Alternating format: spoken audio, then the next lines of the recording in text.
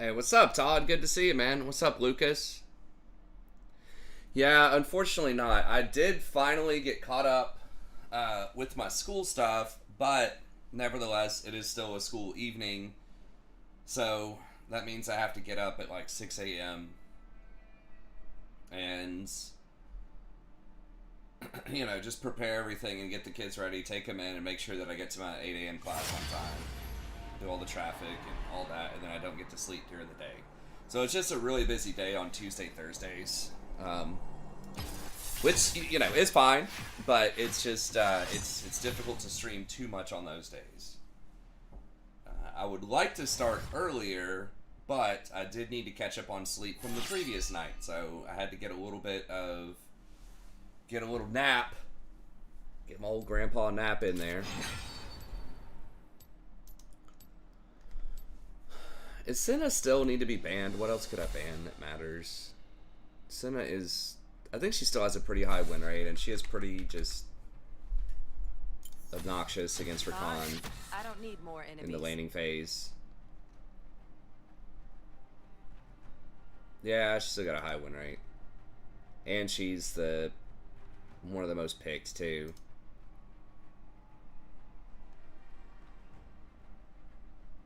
Yeah, of these, that's probably the one. Lulu, depending on the ADC they have, can be pretty annoying, but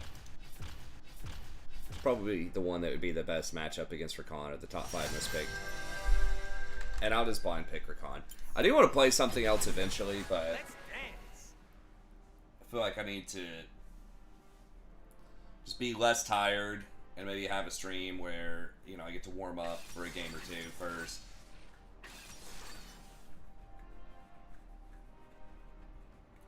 I was hoping to get a game with Jason, but he's working out. Yeah, some rel would be nice.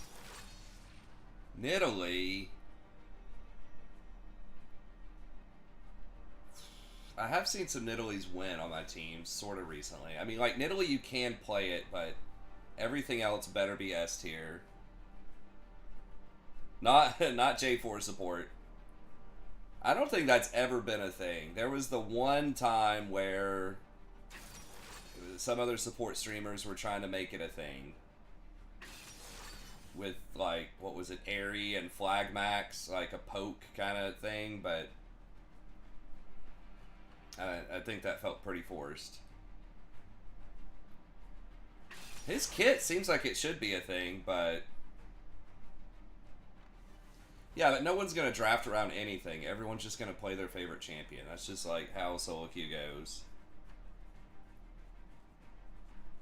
Yeah, maybe some people play it occasionally in KR Pro. Oh, God. I mean, I think Yasuo can be good right now, but it's obviously extremely high skill cap. And they're against Malzahar, who's like literally just press R. Like, Kha'Zix just comes to that lane every time Malzahar's ult's off cooldown, and I don't know how Yasuo doesn't die every time. Akali top against Set. I think, yeah, okay, thank God. I was gonna dodge. I was like, I think our comp's pretty trash.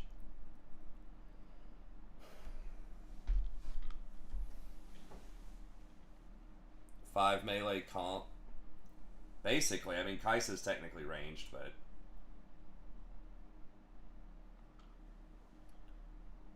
I mean, they didn't have any, like, massive AoE or anything. It's just too much skill required by too many people in that game. Like, not enough consistent action. Your standard, low tank, low CC, low utility, just high damage champs. Hey, thanks, Bentley. Yeah, I'm really surprised it's recommending me to anybody because my my streaming has been very inconsistent over the last week or two. I don't know. I haven't even been working out consistently too. That was something that was taking up some time. Or, I mean, I'm still doing some of the house stuff. I honestly don't even know where the time goes. I just, like, turn around and I'm just like, oh my God, what happened? Like, the day's over. It's just so many just random things that just take up a lot of time. I'm trying to get more efficient and not just get caught up, like, just watching random YouTube videos. I don't think I do that a lot during the day, but I'm trying to like track that a little bit more and just make sure that, you know, I'm really only watching a video if I'm doing something else, right, in the background. So if I'm like, you know, taking a shower or something or eating or whatever, but I can't just like sit there and just watch something. So I'm just trying to be a little bit more efficient with my time on task.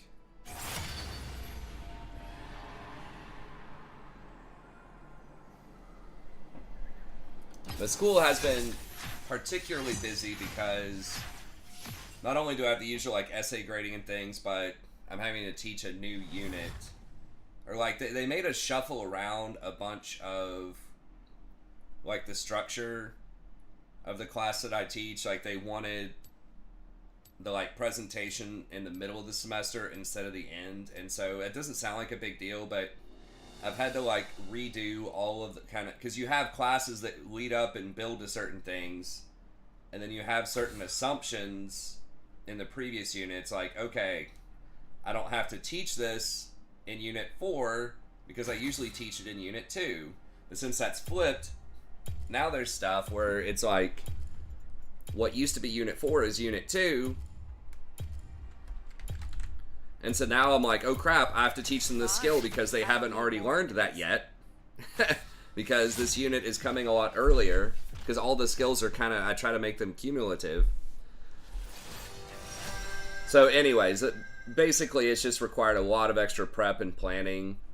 And I'm also trying out a new kind of project that, I don't know, has confused some students. I've had some students say they love it, but others are, it's just taking a little bit more time to do some stuff.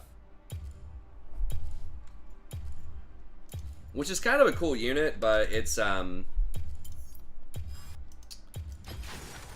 don't know, it's just a little different from what people did. Basically, they have to pick somebody that they think is misunderstood or misrepresented. They have to pick a particular person that misunderstands or misrepresents them.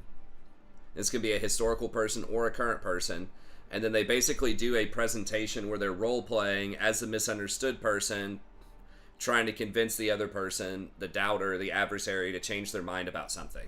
And they have to, you know, research stuff that both people wrote or said to try to really understand the opposition and really make a compelling case for why that person should change their mind based on the values of the adversary.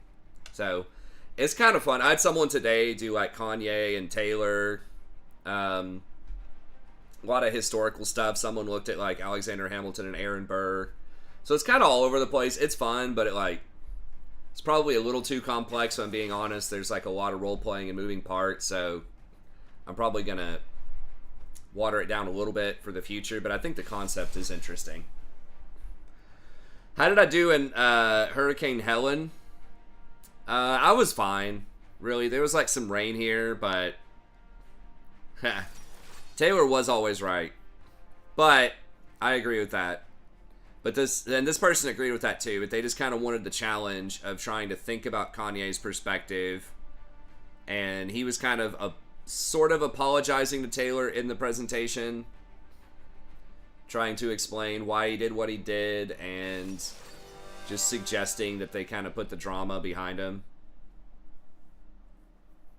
But I've had several students that just come, you know, will take on pretty tough projects. That one of the first people that went was Bill Cosby. They were role-playing as Bill Cosby, trying to talk to the actress that played Bill Cosby's daughter on The Cosby Show, trying to convince them that he wasn't a total monster. So these students, I mean, some of them really get it, man. They they go for some challenging asks. And it's just kind of fun because I get to learn a lot of stuff. You know, he was admitting that, you know, he did a lot of wrong stuff.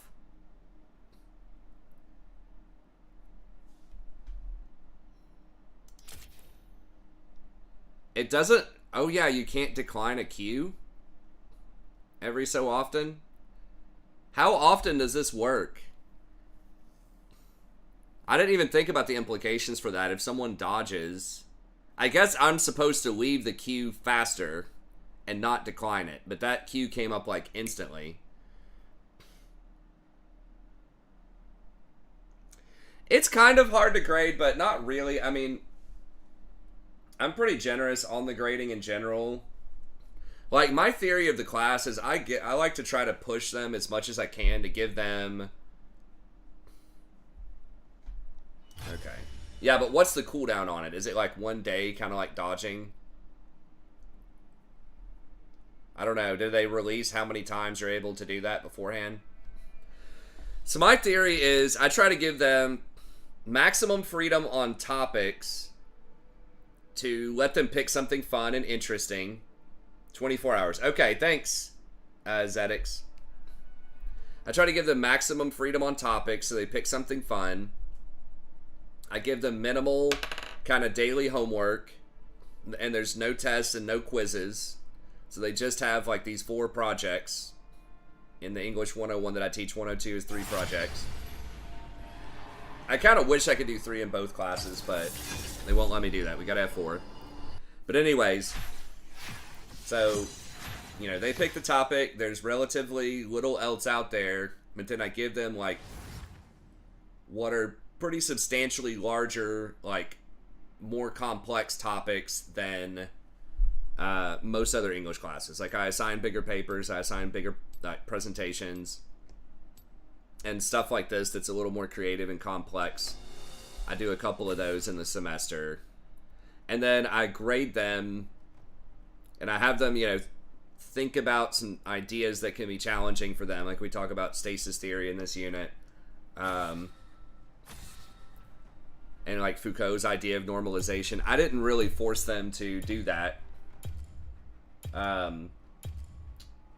In the project. I backed off the Foucault a little bit because I was like, I have enough going on. But then as long as they are... you know, demonstrating to me that they can successfully navigate like an adversarial conversation, someone who doubts them or is skeptical of something about them by demonstrating an understanding of another perspective of what the other person is thinking. Why do they have these doubts? And then you're sort of crafting your presentation, sort of your story that you're telling them based on specific, you know, doubts they have or specific ideas they have that they actually said in like interviews and books and things like that. That's a type of skill that's very transferable and very useful because I tell them, are you gonna, you know, encounter something like this exact project out in the professional world? No, you're not, right? But are you gonna have to convince somebody who might be skeptical or have an adversarial sort of conversation with you of something? Are you going to have to convince someone to hire you, a boss to give you a raise, your lab to get more funding, investors to fund your startup? Yes, you're going to have to do that. So like these skills of trying to understand other people that might be hesitant or skeptical of, you know, something about you, being able to anticipate that, know what their concerns might be, and then adjust how you're talking to them based on what you think those concerns are to be more persuasive, that's a very useful skill set in any sort of major. So that's kind of how I run it. But what am I grading? That's what I'm grading. I'm basically, you know, looking at how well are they representing the other perspective, how well are they, you know, crafting their narrative to appeal to that perspective. So as far as like the 100% historical accuracy of whatever they're looking at, or, you know, if they get a little creative with exactly what I'm asking for as far as the structure of the presentations, that's fine. So most people do pretty well on it. Did anyone roleplay as Freak? Not yet. I don't think anyone's doing League of Legends, or really any video games that I know of. Unfortunately, and this is kind of an aside but related, the students that really seem to be into video games are often the students that struggle the most in the class, and I hate it because they're always interesting and I want to, you know, talk to them more, but usually they end up playing a lot of video games and not not doing their work for the class. So it's kind of ironic. At least the ones that I know about. I'm sure there are others that play video games that just choose not to write about it or mention anything about it.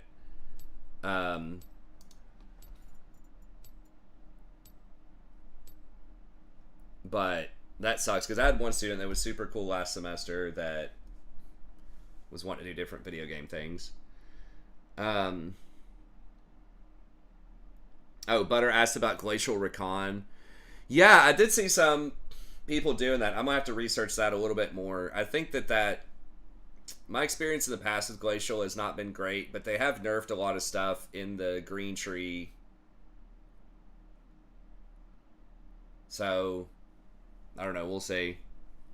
Thresh. Daddy go hard, yeah. That's funny. The streets have glasses. It is... Okay, so this one they were just doing is 25% of their grade. That presentation. They're doing a smaller presentation right now where they have to, like, interview a professor or another professional in the field and turn that into a presentation about their professional aspirations, what they want to do for a job, learning about something interesting that's going on in the field right now and what they would like to potentially research in the future. And then they also have to write like a cover letter pretending that they're actually applying to that job. Usually that's said in the future, like when they graduate's the most common thing, but it could also be an internship, could be you know, med school, things like that, law school. So students really like that one because it's very practical and lets them do some research into something they might actually want to do. 30 seconds until minions spawn. In addition to thinking about the rhetoric there, is just how are you sort of telling this story about yourself in a cover letter that's going to anticipate the values of the employer or the institution, what they're looking for, and how you're fitting those interests.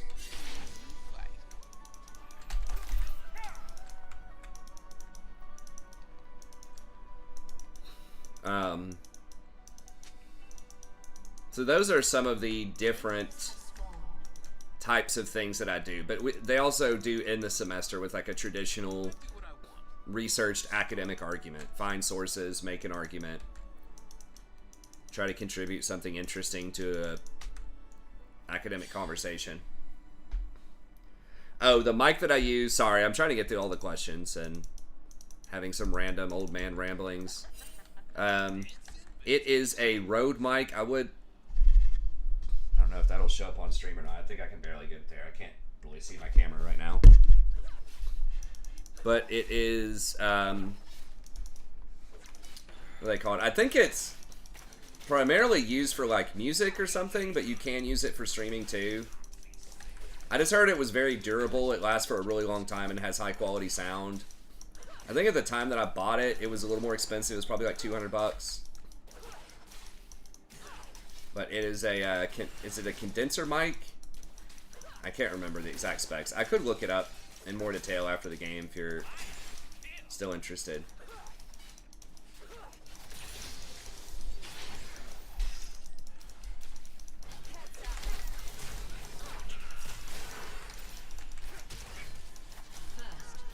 God, really?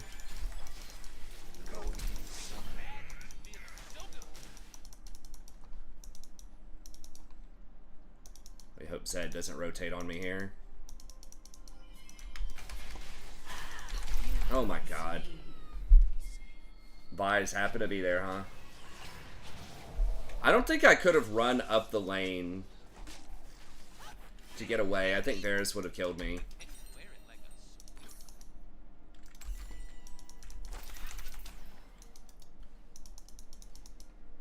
And then they were following right here. So I don't know. I was probably just dead. I probably should have just walked in the tower and gave Thresh the kill without Varus giving an assist. No, it's all good, man. I'm not playing at a super high level anyways.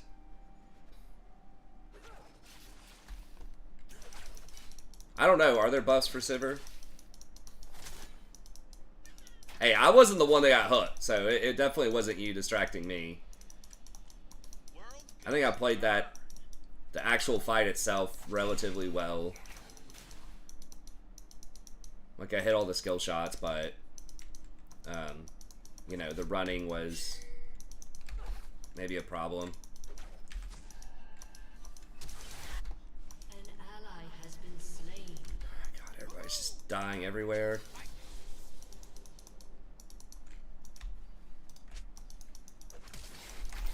Really? Okay. What?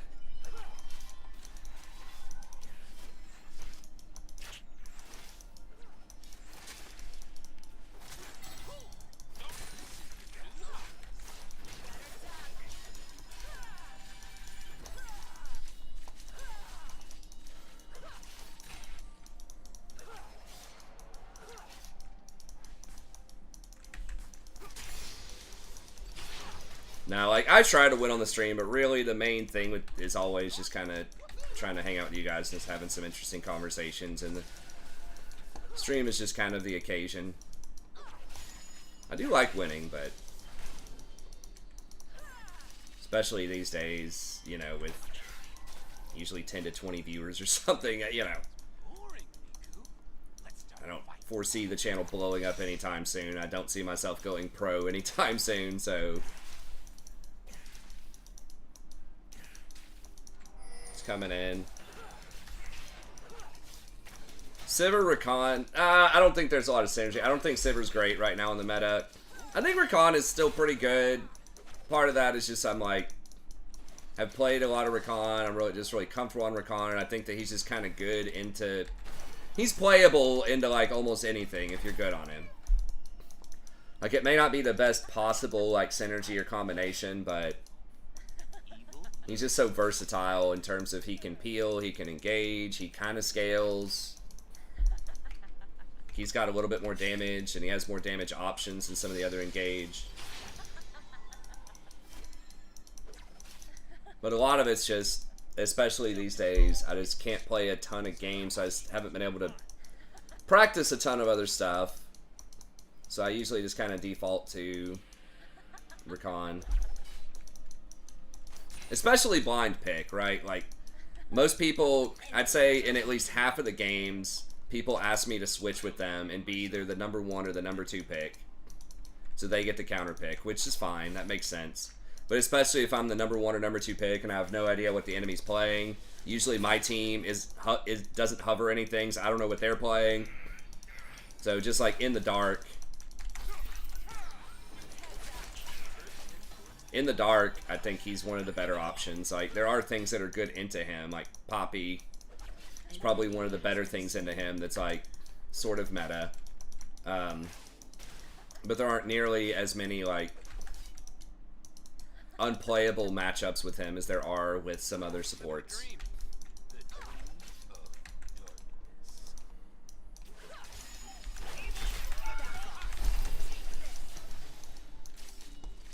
Nice, you got the barrier out of him.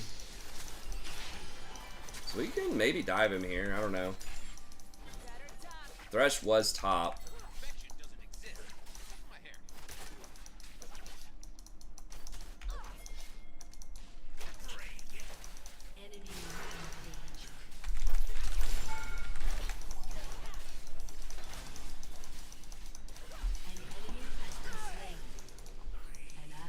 Alright, well, at least he loses the wave. He's gonna lose a wave and a half. It's gonna be a pretty big bounce. We're actually up a ton of CS. I didn't realize that. She could have flashed, right? Or maybe not. Maybe she was too far gone.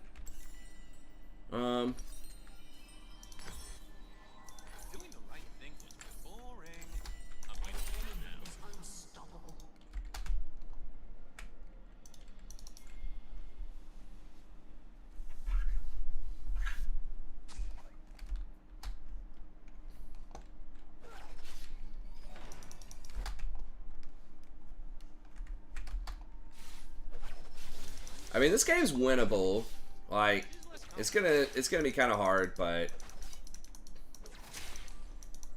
this is a slightly higher elo than I usually play with Jason. This is like platinum instead of gold.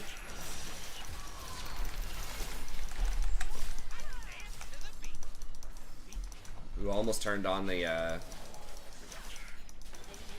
potion a little too late there.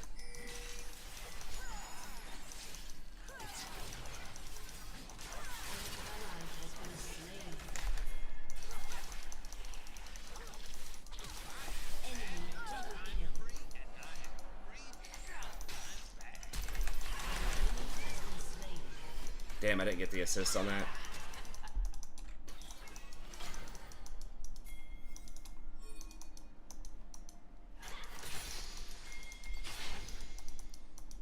Could have maybe gone for the fruit a little bit faster. I don't think I could have done much more. I think I was just going to get one tapped by Zed.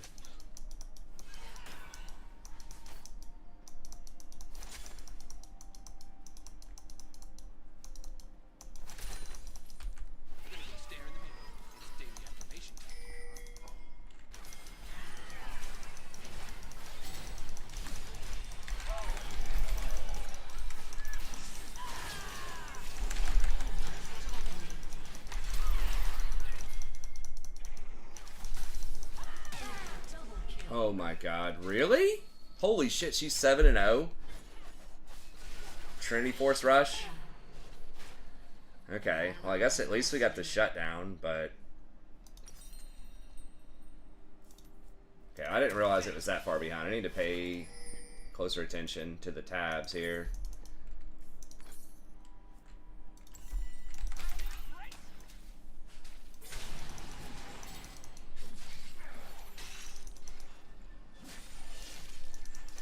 Is he just like bluffing?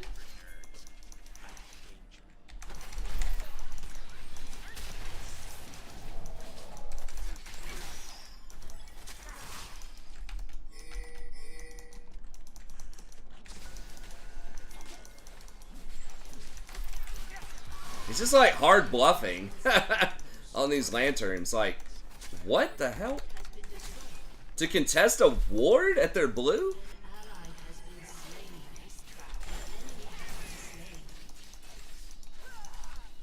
Yeah, I guess he thought I was gonna W for that. If he stays, he's dead.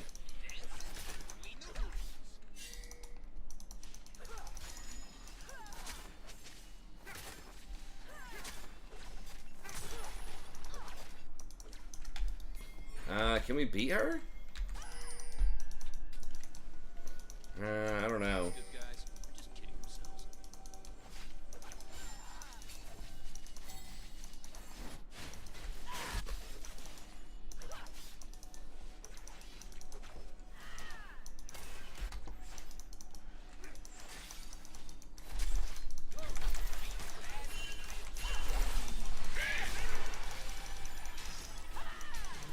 Oh my god.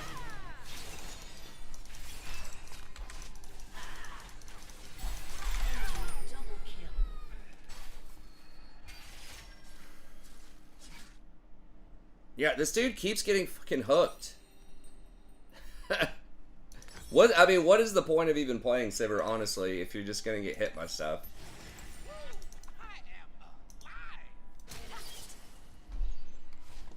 Thresh has one of the longest hook animations, too.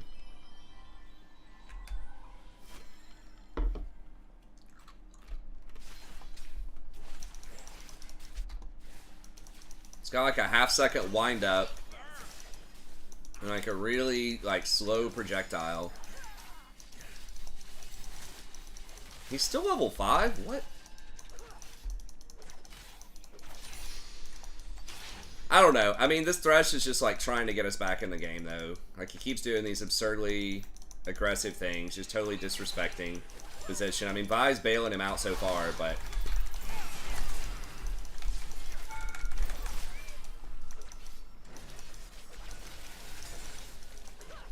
I should have hit that. If I hit that W, he probably dies. An ally has been slain. It's not that I completely lost my sense of hope. It's that the light inside me died a long time ago. Please don't get hooked. Good looking. Isn't Vi coming down?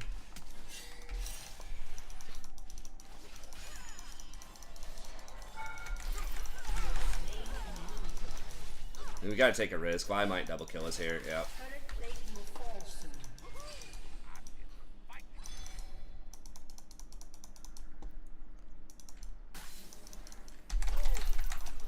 Yeah, it was really dumb. I don't know. Am I just supposed to just let her die there?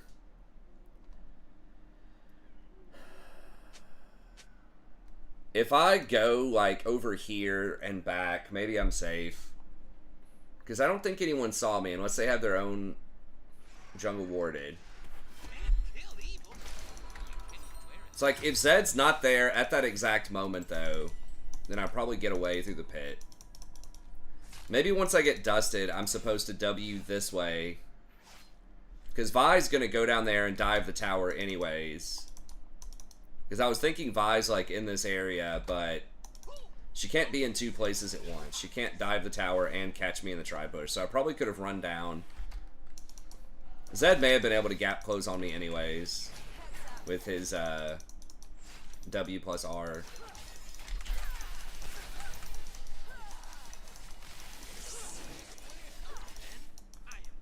I think I had to try it and then just play it out.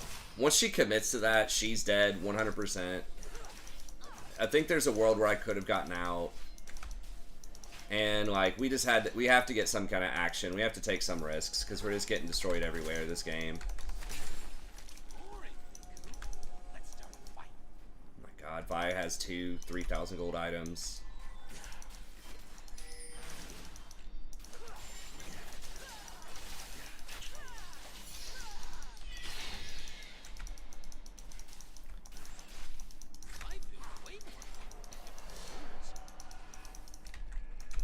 Sivir does have a lot of farm.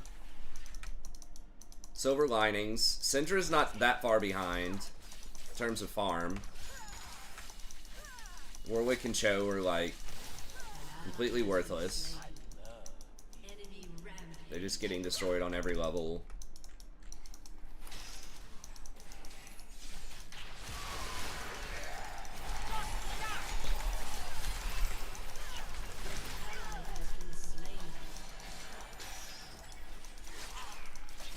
I can W him in a moment. Enemy killing spree. Damn it, he's gonna run. Now. Okay. I had to try it. I was like, if Thresh lanterns him, maybe.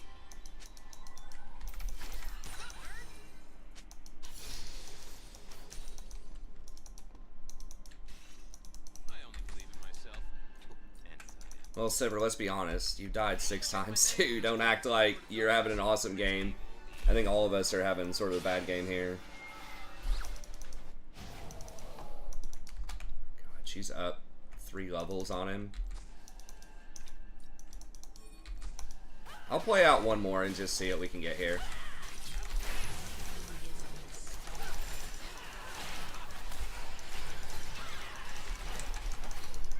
God, seriously?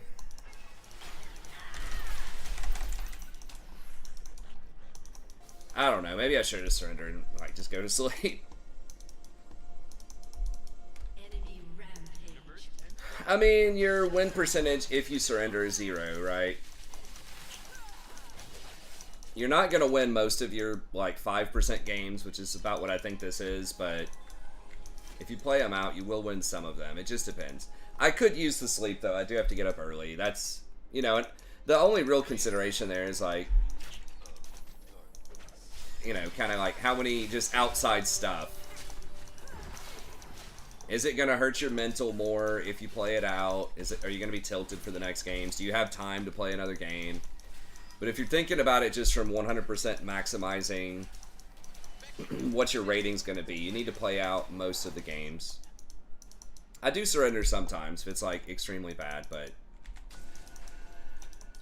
there are a lot of like shutdown mechanisms in the game. You know, if we can just get back to like down 5 kills or something, 5, 6, 7 kills, we'll probably be even in gold because of the shutdowns. And we've got objective bounties. And people in this elo just throw a lot. Like, they just get too cocky. So again, I don't think we're favored. I would definitely bet against us. But the Vi is just such a massive problem. Like, she killed me so fast, I couldn't even, like, R.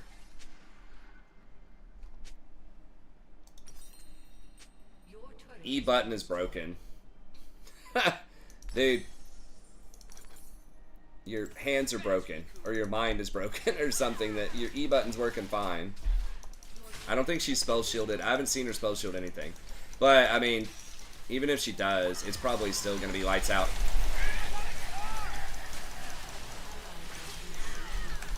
Just dead too, probably. Yeah. Yeah. If the surrender pops up again, I'll probably just take it here. I probably should have taken it the first time, just to... for whatever reason, but... I mean, Jason and I won a few last week where, you know, we were down like 15 kills, probably 7,000 gold at one point. And the enemy will just throw... Like, if you just get one ace and like a Baron or something... You win a smite fight around Baron. Like, there's so many things that can get you back in the game.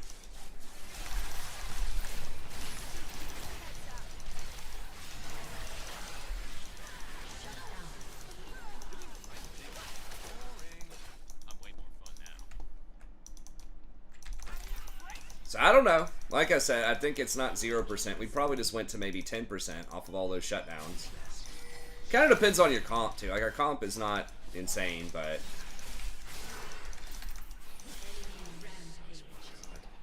If he would have just, like, backed up, kited him to me...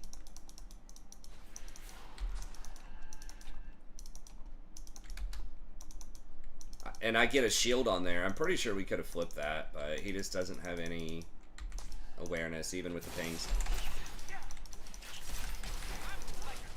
Okay, well, we got a flash. So it's like our comp is not great, and... I don't know, like, we've got pick potential. Like, Syndra's getting some kills. What are the bounty changes? I think I skimmed them, but I didn't look at the specifics. I think I saw the Tuesday patch and not the one today. So I didn't see the numbers.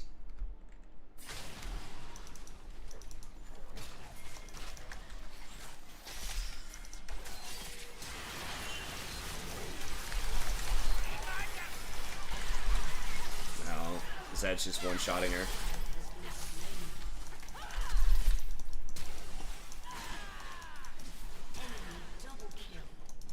Yeah, I mean, we're getting some shutdowns, but... Safe is for nerds. I do danger. If we had, like, a Kaisa ADC or something... Oh my god, she lived through that? That's crazy.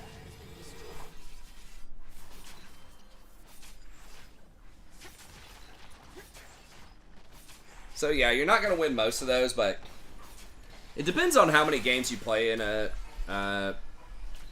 well, I guess they have 3 splits instead of just 1 split now. Like, back in the day, if it was like 1 yearly split and you play 1,000 games,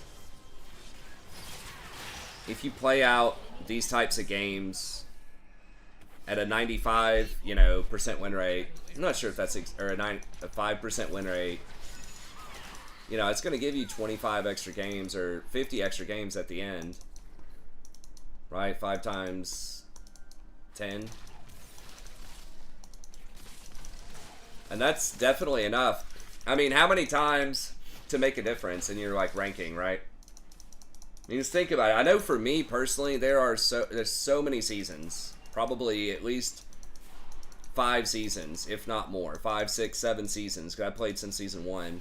Where I've ended like old school platinum, like platinum 1, or I've at least been platinum 1 like 50 LP, and then I just don't quite get it.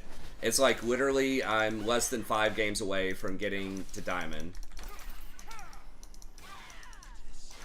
So if I just had 5 more games, just 5 more wins, it would have made a difference over the course of an entire season. So that's why I think, you know, if you have the time, if you don't get too tilted, just to play out some of these games. I mean, obviously, if, like, nobody wants to do it and you're kind of holding everybody hostage. Good guys. We're just kidding themselves. But I think a lot more of them are winnable than people think. They just are kind of, you know, just mentally exhausted or whatever and just don't want to do it. They just want to quit and start a fresh game. But you're leaving a lot of LP on the table if you do that. And just important skills for becoming a better player, too. You know, because a big part of being good at League is, like, being able to make comebacks. Sometimes we agents of darkness need a break. Knowing how to, like, minimize losses, look for, you know, unlikely plays, play from a deficit. I mean, anyone can win when you're up, you know, 20k and 3 items on somebody, you know what I mean? So it's like, there is a certain skill to, you know, snowballing leads and stuff like that, but I think being able to manage comebacks is one of the harder things to do, yet also one of the more useful things to do.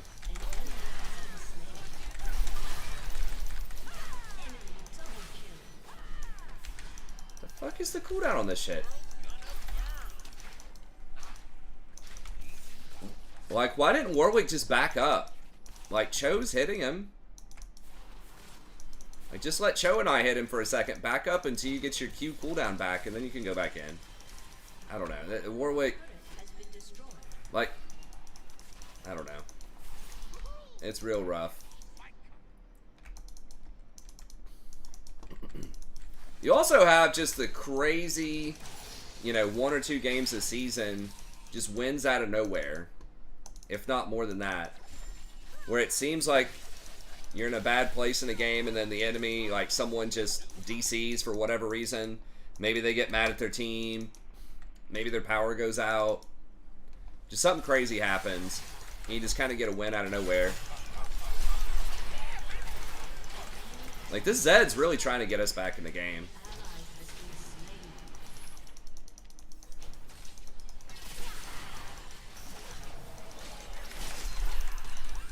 Kind of the super villain complex really is a thing, though, too. It's what I call it, where people sometimes get really far ahead and they'll just start fucking around.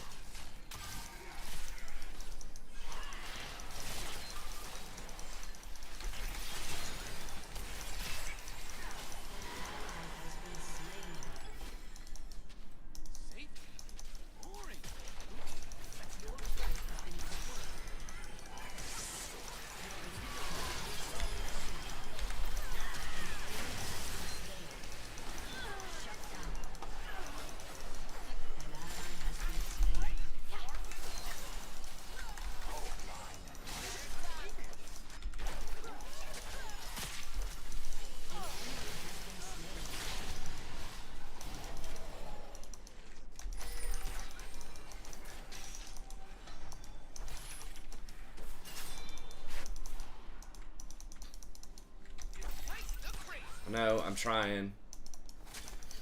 I really wanted to get the assist on that Thresh, but...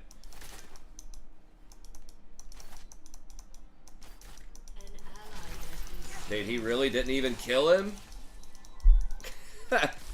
Jesus.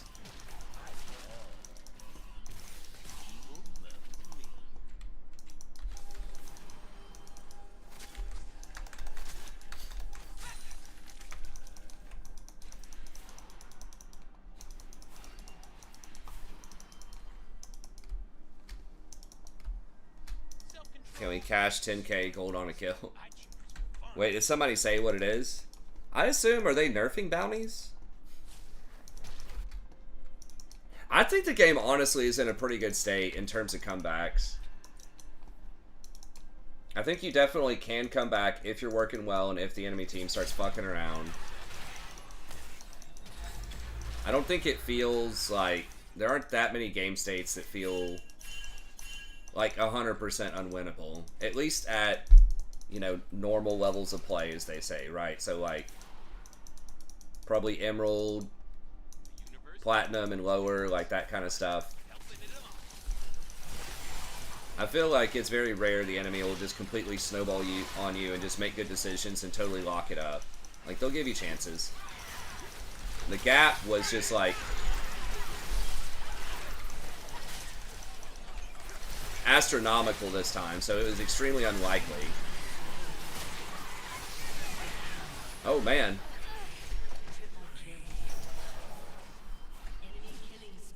Hey. Kind of making some comebacks. Still unlikely, but I don't think we're at 95 anymore. I think we're at maybe, you know, 80% for them to win. They are all just grouping up for Sivir and Syndra. It would have been nice if I didn't die there. I probably could have flashed out and lived, but I'm so far behind the curve. You know, their carries, like Vi's literally on 6 items. I'm on like basically 2. Warmog's like an item and a half in terms of support money. Okay. Cash in a bounty. Sivir does push really well. Now they do have Soul. They're probably going... I don't know if we can contest Baron here. Sometimes these games can be some of the most heartbreaking because you come back, you know, from 15,000 down to like even in the game, and then someone just does something dumb at 50 minutes and throws, and you lose anyways. You're just like, God. So the mental fatigue is a real thing. The fact that I don't play a ton of games a day also does help with taking on some of these really challenging fights. Okay, now maybe we can Baron. You're not running from Warwick, man.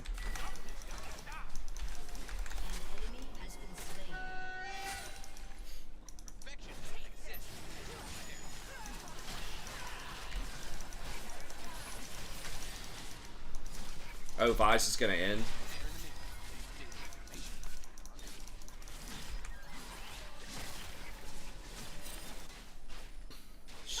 Yeah, that's an example of it. Just have some, you're just winning, and then just something fucking dumb happens. I guess I should have pinged him back. I didn't even think that Nexus is open, so Vi can just run over there. And she has like 2 Sheen items, basically.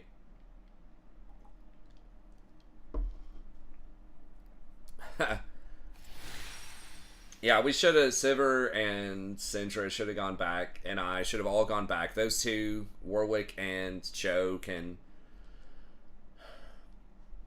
take the Baron.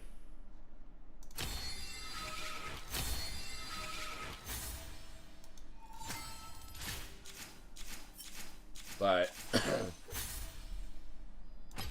yeah, I should have pinged him back. Really? That Vi must have been talking hella shit or something.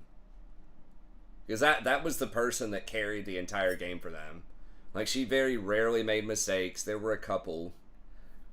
But it was like the Thresh, and the Zed, it felt like were just like inting into us over and over again. Especially the Zed down the stretch. But anyways, okay. Well, unfortunately, I would love to stay and play some more games, and I'll see, hopefully, if I can over the weekend a little bit, but, yeah, I guess. Never honor a jungler. I'll see if hopefully I can play some over the, like, tomorrow and then over the weekend, but for now, unfortunately, it's just got to be one game, so I do have to get up in the morning, I still have to do a little bit of lesson planning, but other than that, it's great to see you guys coming out here. Great to see some old friends we haven't seen in a while. Todd, Pedro, Zedix, and then, of course, all of our usuals, Butter, Lucas, everybody else. So, anyways, that's it. Thanks. I should be back tomorrow at some point. Hopefully, I can get a game with Jason if he gets home a little bit earlier. It's just really hard with his work. But thanks. Have a good day. We'll see you right next time.